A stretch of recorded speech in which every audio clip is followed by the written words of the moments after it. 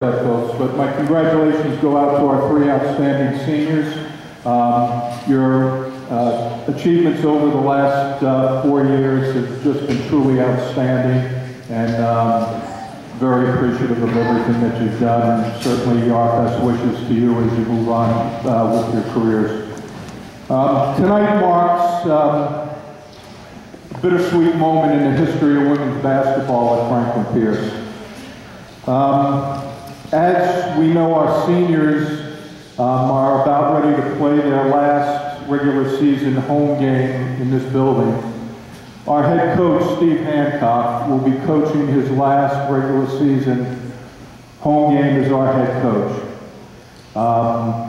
The good news is that Steve has agreed to stay on next year as our assistant coach, and I'm very pleased to announce that Jennifer Leadham, our current assistant coach, will move into our head coaching position.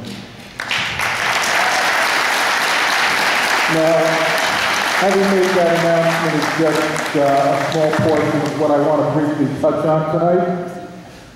And before you join me in congratulating Steve and Jen for their individual situations, I'd like to just give you a snapshot of what Steve Hancock's leadership has meant to Franklin Pierce women's basketball since 1988.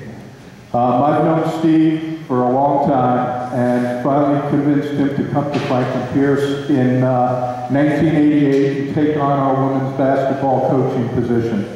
He had a very successful career at Gardner High School.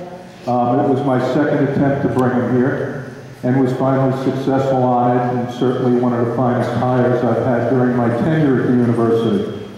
Now the brief snapshot.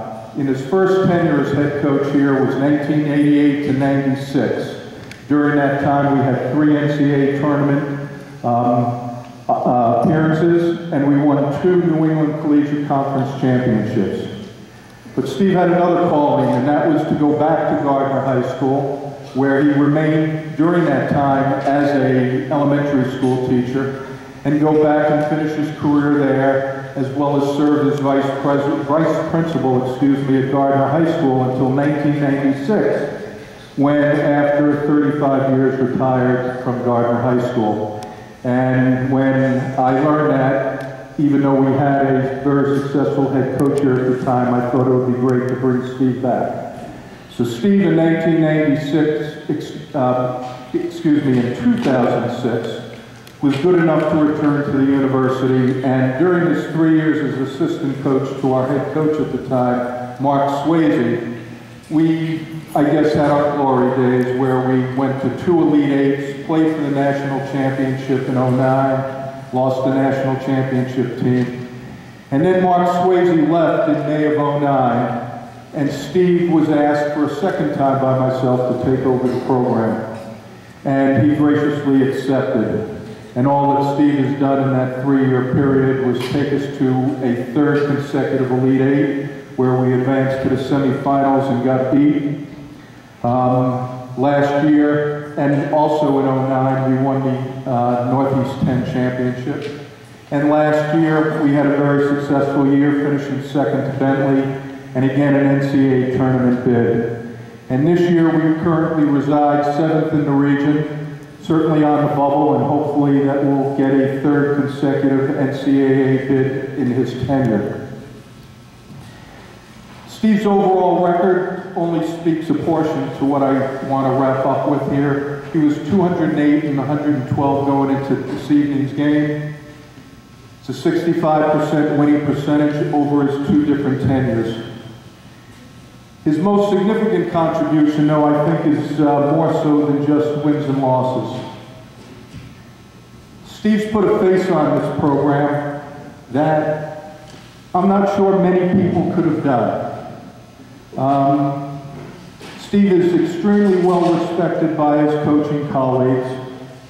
He's successful, but the third piece to tie all of that in is he's extremely well liked by his colleagues also.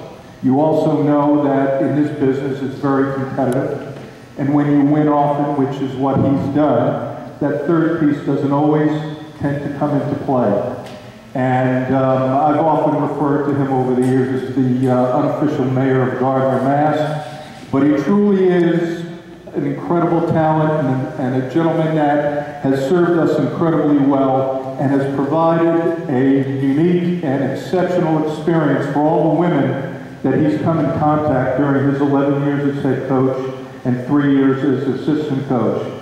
So please join me in thanking Steve Hancock for everything he's done and what's yet to occur. Thank you.